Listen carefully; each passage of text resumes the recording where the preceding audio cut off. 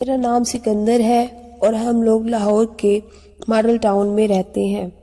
میری فیملی میں 5 لوگ رہتے ہیں، لیکن میرے بھائی کو 1 سال ہو گیا ہے، وہ انگلینڈ میں جاب کرتے ہیں۔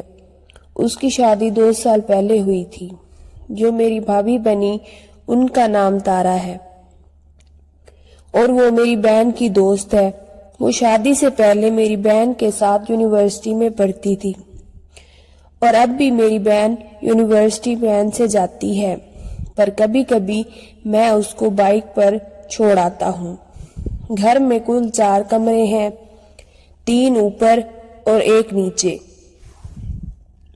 بھابھی، میں اور میری بہن اوپر والے کمرے میں رہتے ہیں اور میری امی اپنے کام سے کام رکھتی ہیں۔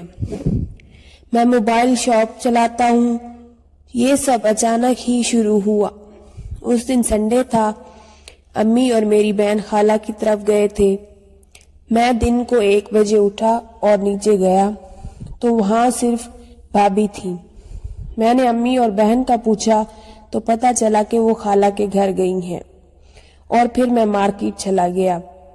باہر جا کر مجھے یاد آیا کہ موبائل تو اوپر رہ گیا ہے۔ میں واپس آیا تو بھابھی کو پتہ نہ چلا۔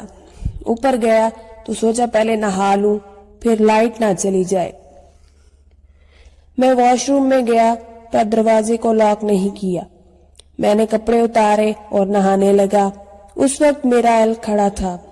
میں اچھی طرح پوری باڈی کو دھو رہا تھا۔ میری جب آنکھ پوری کھلی تو مجھے لگا دروازہ کھلا ہے اور بھابھی دیکھ رہی ہے، اور مجھے دیکھتا دیکھ پیچھے ہو گئی اور کہنے لگی، تم گئے نہیں؟ میں کپڑے لینے آئی تھی۔ میں نے بھاگ کر دروازہ بند کیا اور بولا، میں خود لے آتا ہوں۔ بھابھی نے مجھے دیکھ لیا۔ میں یہ سوچ کر پریشان تھا، پر میرے ذہن پر ابھی بھی کوئی غلط بات نہیں تھی۔ میں نیچے گیا تو بھابھی مجھے دیکھ کر مسکرائی اور بولی، آؤ ہینڈسم۔ انہوں نے ایسا لفظ پہلے کبھی نہیں بولا تھا۔ پھر میں بازار چلا گیا اور جب واپس آیا تو بھابھی ابھی بھی ٹی وی دیکھ رہی تھی۔ میں نے امی کا پوچھا وہ کب آئیں گی؟ وہ بولی شام تک۔ میں ان کے ساتھ ٹی وی دیکھنے لگا، پھر کھانے کے لیے کچن سے کچھ لینے چلا گیا۔ تبھی مجھے محسوس ہوا میرے پیچھے کوئی کھڑا ہے۔